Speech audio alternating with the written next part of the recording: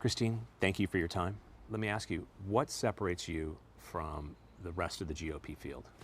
It's significant that I have been willing to represent my community at whatever level it takes to fight for the future of our state. And so for me, it's not so much what separates me from the other people in the field, so much as it is, what am I about? How do I want to contribute? How do I want to participate? And it's always been do the most I possibly can for the greatest good. And so originally that meant serving in my House seat and being a freshman in a super minority and understanding what it meant to try to provide balance and fight as a member of that caucus. And then it was raising my hand and saying I want to be a Republican leader because I believe that we need more balance. We should pick up seats. And this can't go the way it's been going. And then all of a sudden it was running for governor because it felt like there was an absolute necessity to have some strength behind that fight in that open seat year. And now it's coming back to my own House seat and trying again to be a part of leading our state. So for me, it's not that I compare myself to anybody else. I just look at what I have to give, and I'm trying to engage and kind of leave it all in the field. And if there's anything I have to contribute to fixing things, I want to be a part of that because I think these problems are so significant, and I think the challenges we face as a state are substantial, and they're not consistent across the nation. We're not like everybody else. We have our own unique challenges that our sitting leadership, Governor Kotek, has made worse and not better. And I want to be a part of the conversation with Oregonians to say, that's not good enough for me. Is it good enough for you? We'll talk about some of those problems in a moment, but I do want to address what at least one of your opponents has brought up. And he argues that it's time for an outsider, and he would define you as an insider. What's your response to that? I value public service. There's no other way to affect change so directly and so consistently as to be willing to be accountable to your neighbors and be a public-facing public servant.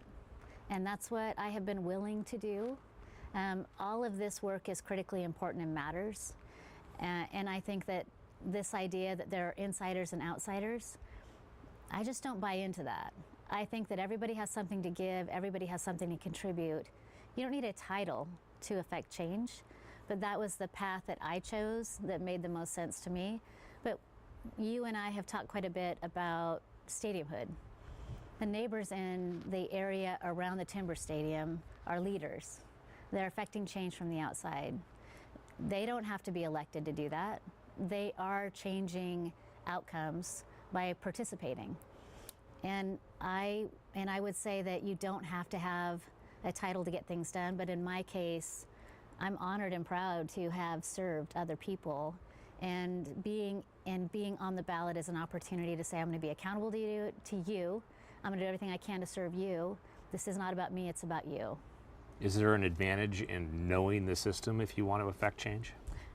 From my perspective, there's no doubt that Oregon can't afford to risk the difficult situation we find ourselves in on somebody that doesn't know anything and doesn't understand how budgets work and doesn't understand relationships and doesn't value the work that's done inside Salem.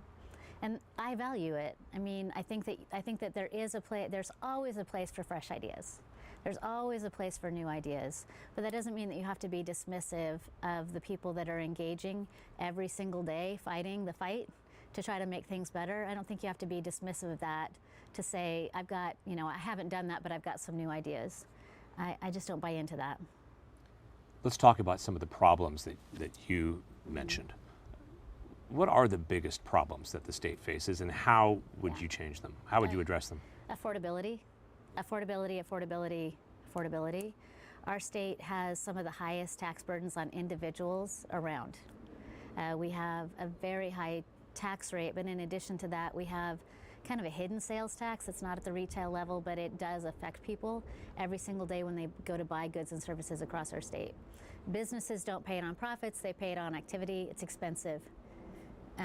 We have an affordability problem because of regulations that make everything more expensive because things take a long time and costs go up while they wait to be able to build the house or build the new building and manufacture something that we buy. All of those things are unique to Oregon. All those things are unique to our state and our regulatory environment and our tax environment. So to fix it, we have got to stop doing those things. We have got to have a conversation about how we lower taxes on people. Everything that government does is not essential and core. Government does an awful lot of stuff that it just has enough money, so it's doing it.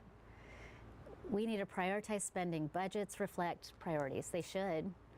We can't look at the state budget and say we can afford to be all things to all people. We can't. We're past those days. We need to tighten the belt, be very careful about what we spend money on, so that we can have some margin for families, for them to have a savings, for them to be able to go on vacation, support their own families, pay for health care, all those things. Right now, the priority has been grow government, let government set aside money, let government be the one to have a savings account while families struggle. That's got to change. In a recent debate, you said you shouldn't need a permit to get a permit. So specifically, let's say it's first week in office. What are you going to go after as far as changing the permit problem here in the state? Yeah, we have got to roll back and repeal regulations that are unique to Oregon, that aren't about safety, that aren't required here, but that just add time and delay. Our sectors, our businesses talk all the time about the challenges that they face that are unique to Oregon. And I'll work with businesses and say, I want you to stay. Do not leave for Nevada, Tennessee, Texas. Stay here and grow. Where is it we're not competitive?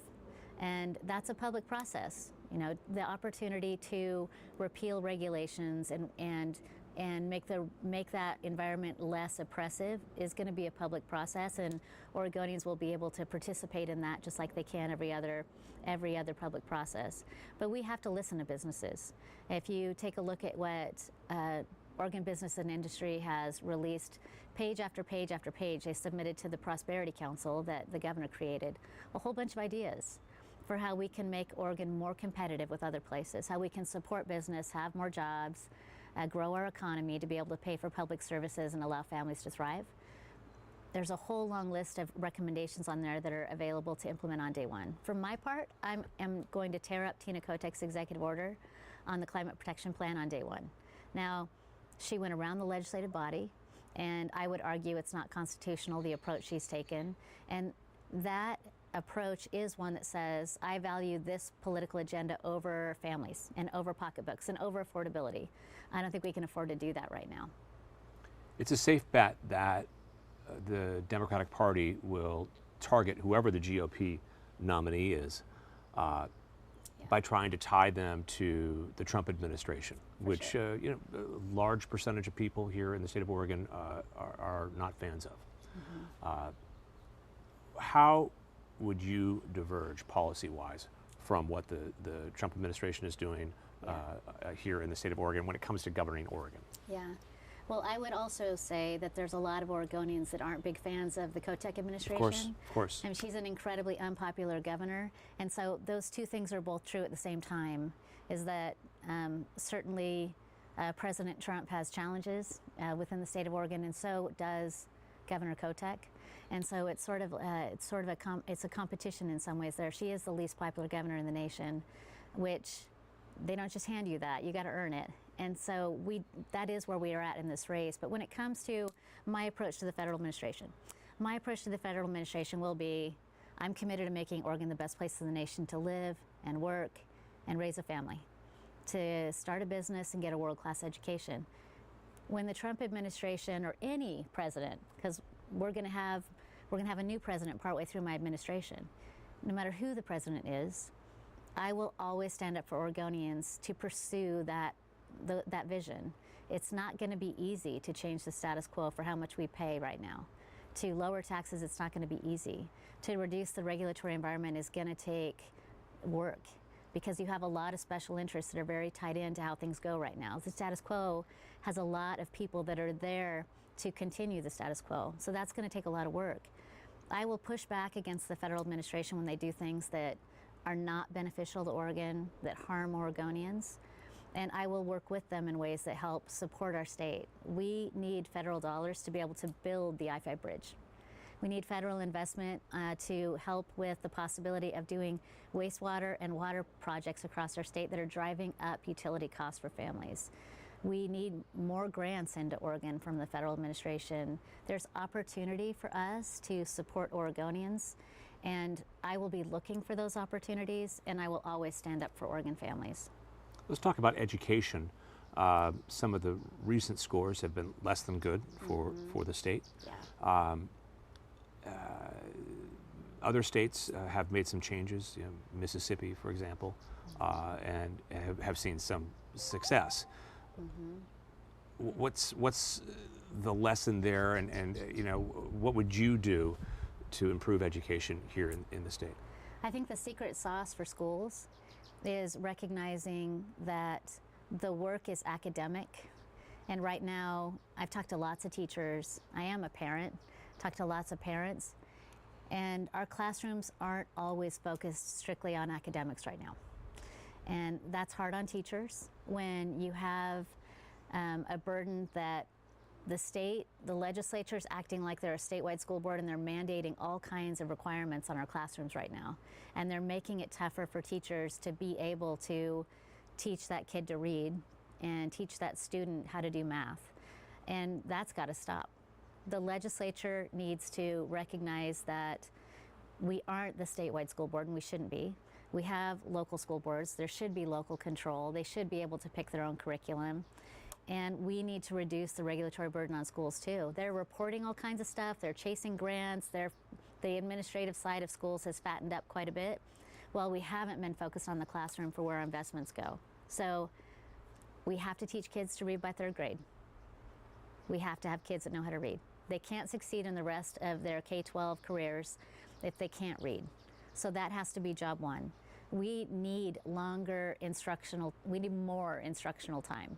Instruction is critical. We need kids to attend classes, and we need a longer school year. And whether or not that means that we extend a little bit at the ends in the summer, or whether or not it means that those school districts make other choices for not having as many days of in-service, whatever that looks like, we need kids to have more time in the classroom.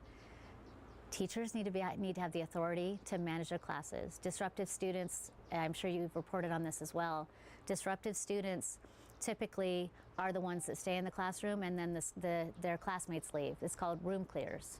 And the room clears are also disrupting instruction time. So I believe that we should trust the professional judgment of teachers, let them decide whether or not to remove the disruptive student or what to do next, and we haven't been doing that. So more time in the classroom, give teachers more authority in the classroom, no mandates there, but give them authority and back them up. If they've made decisions about how to handle that student, they should be backed up by their administration. Our diploma needs to mean something again. Let's restore graduation requirements. They've been gone since 2020, they need to come back. Right now, students matriculate through just by attending. We don't have the ability to fail students anymore, which means as long as they're still there at the end, they're going to get a diploma. And we found far too many kids aren't ready, and that they need to do some remedial work to start with their community college education. They certainly do for their higher ed. If you're in the trades, you have to know how to do math. You can't weld if you don't know how to do math. So there is no part of pursuing your best future that doesn't require a strong K-12 education. Right now, we're not giving that to our students. I want to boil a couple of issues down to maybe one concept, and I would call that public disorder, which encompasses crime and safety, homelessness, addiction, mental health.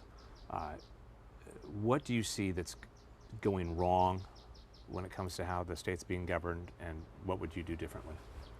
Well, we need to enforce our own laws. And that shouldn't be controversial. I hope it's not controversial to say that we need to enforce our existing laws that are on the books. Without exception, we should enforce existing laws on the books. For the people that are facing addiction, they're not going to just suddenly wake up one day and decide that they can stop. Addiction is real. It takes over their lives, and fentanyl in particular as I've talked to people in the recovery community that are trying to help people get clean, they say it used to be that folks would do drugs once every couple of days, but with fentanyl, as you know, they need to do that again about every half an hour to an hour. So it's a lot closer to chain smoking as far as it's a behavioral addiction as well. And they have talked about how hard it is to help people get clean. And so for the people that have gotten clean, it's required a moment of accountability. So, you know, you're going into drug court and they say you can either go into this mandatory treatment program, or based on this other crime, maybe it's been a property crime, maybe you stole a car, maybe you broke into somebody's car and stole from inside their car, whatever it might be, we need to enforce those laws. It's a point of accountability where we can help people get clean.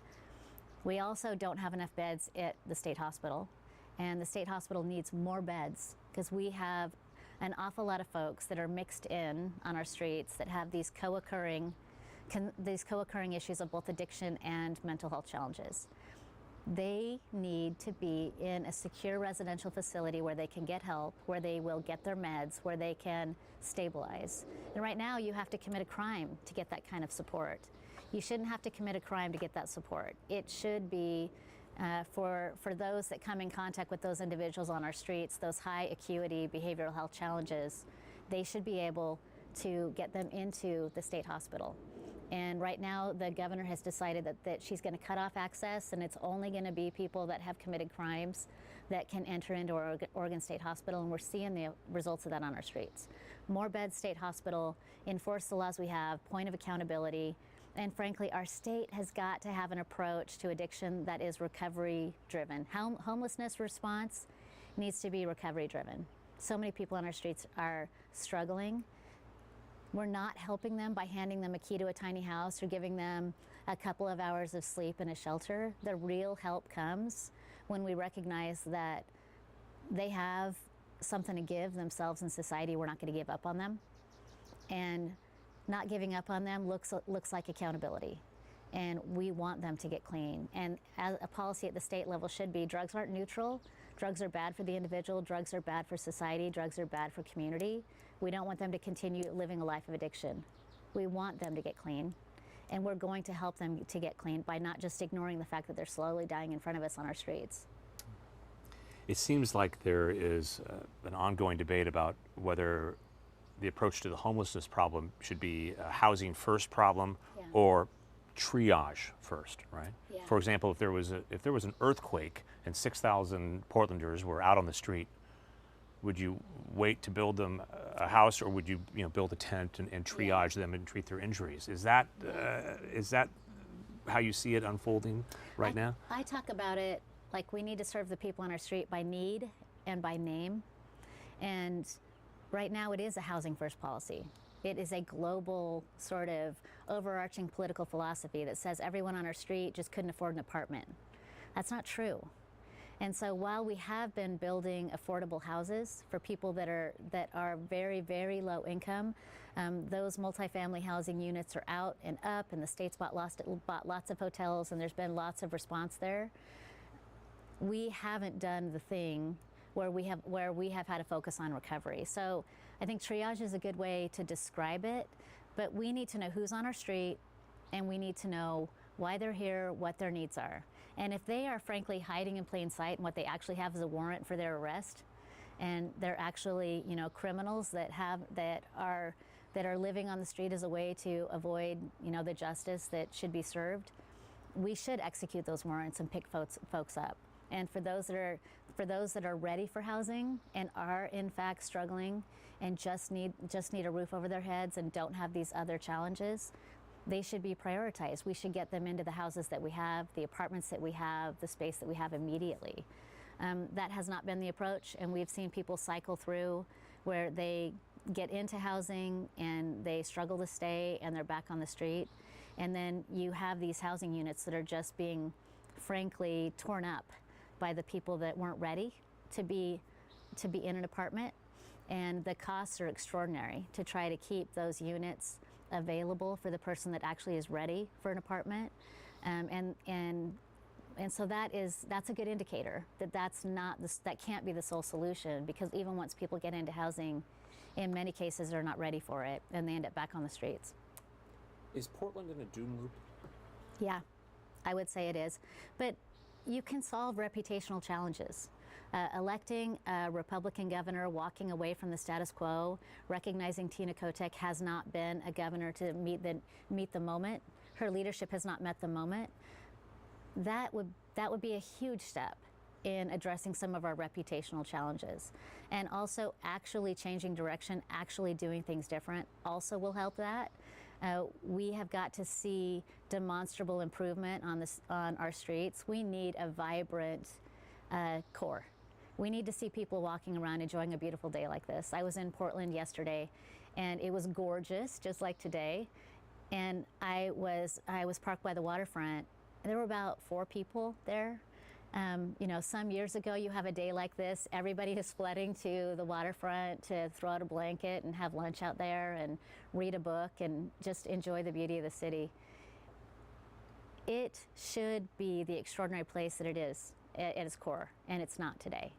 And so I think all of these things are solvable. We just have got to quit doing more of the same. It's not getting us what we want. It's not results oriented. It's agenda oriented. The solution to everything has been taxes. The solution to everything has been national politics and a national approach. It hasn't been Oregon specific. They haven't been solutions that have helped us. And it's not working. It's expensive and it's just not working. As we wrap up, what else do you want voters to know? Anything that perhaps I didn't address? Well, for me, it's that I am a proud Oregonian, and I am doing this to fight for our state and to bring our state to a place that no matter who you are, no matter where you live, whether you vote for me or vote for a different candidate, that you should know that I'm here to serve you and to make your life better. And that this election is an opportunity to choose better for the future of our state. And frankly, Oregonians deserve to see progress. I think that Oregonians are compassionate, caring people that are hardworking, and that if they're still here, they love this place. And I believe that they want better, and I am ready to lead and deliver on a brighter future for our state and our families. Senator Christine Drazan, thank you. Thank you.